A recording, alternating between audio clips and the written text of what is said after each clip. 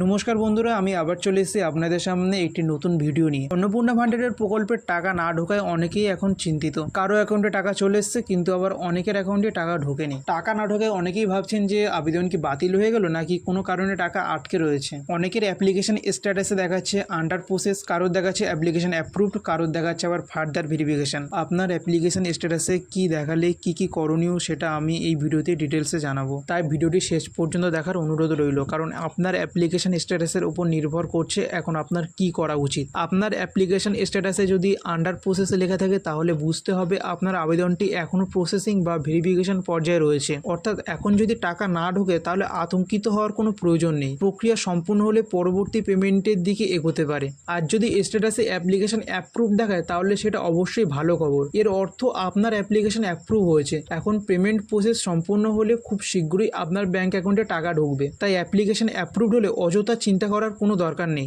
তবে আপনার bank account এবং ডিবিটি এর তথ্য ঠিক আছে কিনা সেটাও একবার নিশ্চিত করে নেবেন। যদি স্ট্যাটাসে ফার্দার ভেরিফিকেশন দেখায় তাহলে বুঝতে হবে অ্যাপ্লিকেশনের ক্ষেত্রে আরও ভেরিফিকেশন প্রয়োজন রয়েছে। এই অবস্থায় শুধু বসে না থেকে যে কর্তৃপক্ষ অথবা অফিস ভেরিফিকেশনের বিষয়টি দেখছে সেখানে যোগাযোগ করে প্রয়োজনীয় ভেরিফিকেশন বা ক্লেমের প্রক্রিয়া সম্পূর্ণ করুন। আপনাকে যদি কোনো ডকুমেন্ট বা ইনফরমেশন জমা দিতে বলা হয় তাহলে সেটা অবশ্যই নির্দিষ্ট সময়ের মধ্যে করে দিন।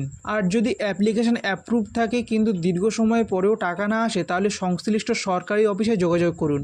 প্রয়োজনীয় বিডিও, এসডিও বা সংশ্লিষ্ট প্রশাসনিক দপ্তরে গিয়ে আপনার সমস্যাটি জানান। সঙ্গে আধার কার্ড, ব্যাংক পাসবুক এবং অ্যাপ্লিকেশন সংক্রান্ত তথ্য অবশ্যই রাখবেন।